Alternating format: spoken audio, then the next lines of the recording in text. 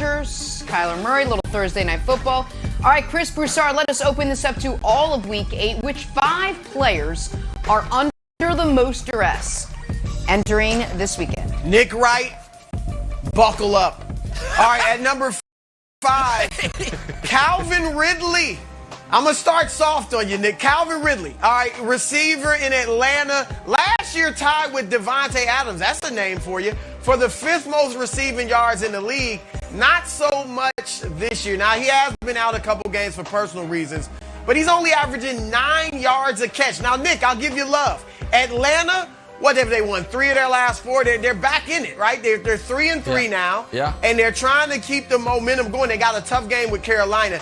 They need Ridley to return to being Calvin Ridley. All right, that's why he's under duress. Number 4, Jamal Adams.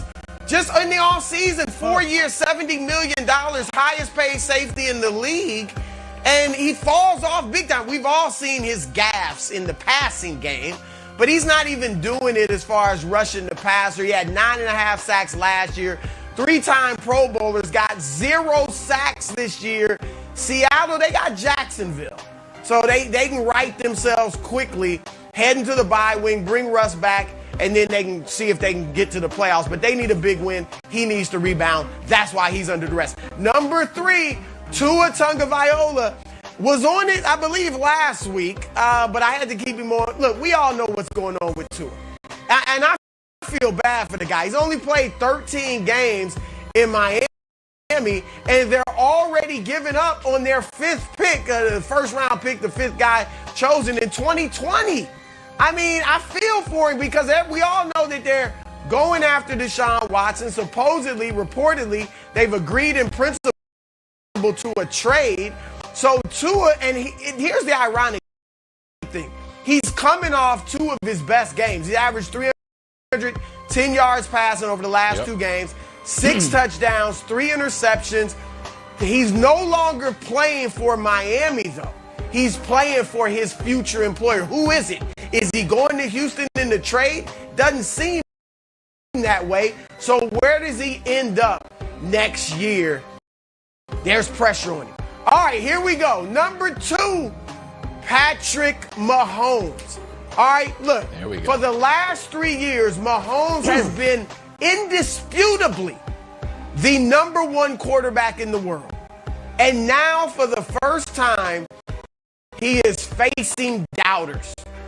He's facing real adversity for the first time in his career. And some people are even saying there, I would take this young quarterback for the long haul over Pat Mahomes. I even thought Mahomes was second-guessing himself in the second half of the game last week.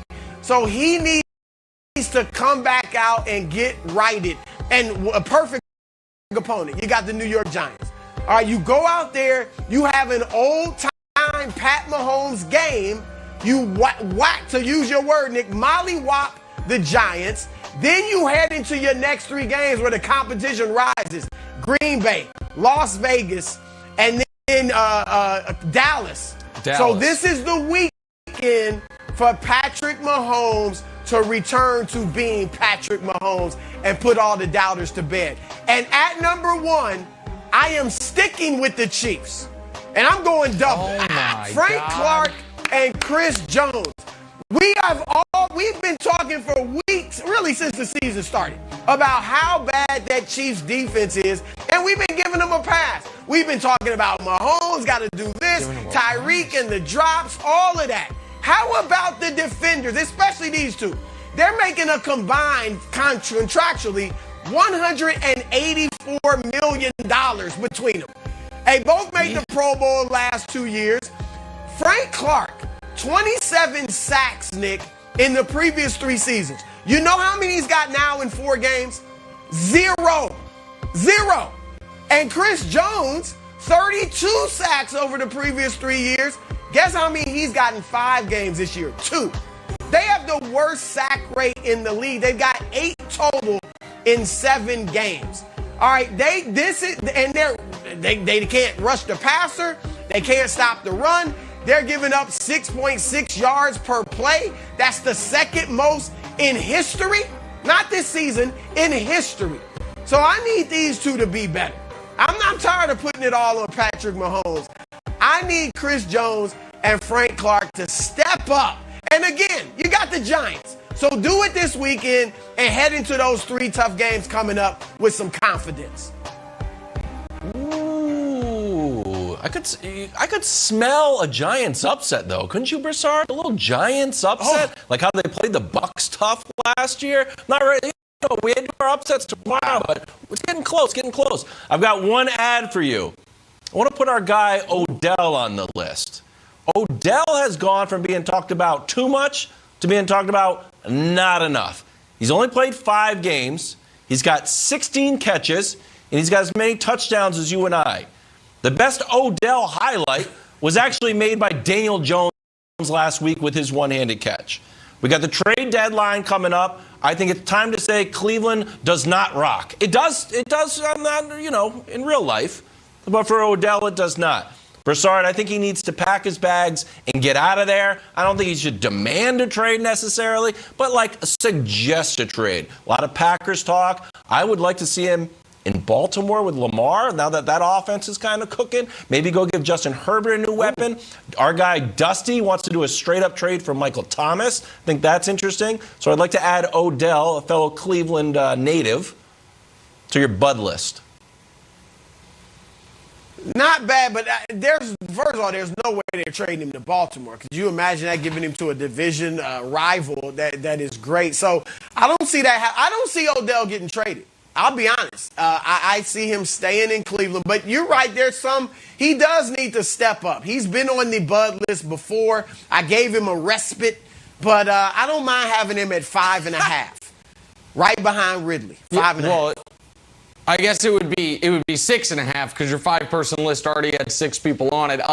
Wilds, you're a good teammate because you didn't say what you were really thinking, what the audience is thinking, which is twofold. The first one is this show's obsession with the Kansas City Chiefs is bordering on unhealthy, and we need to discuss it in a meeting afterwards. My God, guys. They're playing the Giants this week. No one's under duress when you're playing the Giants. And the other thing the audience is thinking is that's the worst list I've ever seen. I once saw a list of best Thanksgiving foods. It was 18 items long. Turkey, not on it. That list, better than this list. So what's my change? Start from scratch, throw this in the trash, start over. Show the real under duress list. Sorry, Broussard. All of them are out. 5 new guys. Number 5 is Baker Mayfield. You know how I know he's under duress? He's literally playing with a broken shoulder. Number 4 is Jimmy Garoppolo. You know how I know he's under duress? His coach hates him, and he just turned the ball over 3 times and got outplayed by Carson Wentz. Number 3 is Jared Goff. You know why he's under duress? Their entire game plan was let's win one for the golfer against his old team. And guess what happened? They were within a score at the end of the game. And what did Jared Goff do? Throws a pick in the end zone to lose it. Number 2 under duress, Jalen Hurts. You know why he's under duress? The Eagles are already spending all their time scouting quarterbacks. They have the Miami pick. They have the Colts pick. They have their own pick. Jalen Hurts is auditioning for a job somewhere. And number 1, how this guy doesn't make anywhere on the list, it's just an abomination. Sam Darnold got benched for Madam P.J. Walker this week. You ever heard of him? Me neither. He played at Temple half-decade ago under Matt Rule. That's why he's in the NFL. Sam Darnold threw the ball 25 times for a rousing 115 yards. He has been the worst quarterback in the league since the 3-0 start. So, Broussard, that's the actual under duress list. I hate to do this to you, but I don't know what, maybe a little pre-birthday celebration. You were, tying one on last night and you just slapped this together because this is a really, really, it's embarrassing for the show is what it is. I was going to say, well, thanks a lot for making this a happy birthday, Nick. My goodness. Yeah, wow. I get that you're upset that I tore into the tears yesterday, and rightly so. But this makes no sense. All right, here's why. Last week, you ripped the Bud list apart because I had a bunch of mediocre quarterbacks on there. And then this week, You replace my bud list with a bunch of mediocre quarterbacks. And Baker's a little better than mediocre. I mean, come on. What is it? I know you're upset because the Chiefs are what they are. But no, the Chiefs, Nick, again, this Chiefs have obsession to be on. The Chiefs could be playing. The Chiefs could be playing the first things first staff this weekend and still be under duress. All right, they've got to win. They're 3-4, Nick. They've got to win. All right, so they deserve. I thought about having 5 Chiefs on there. I really.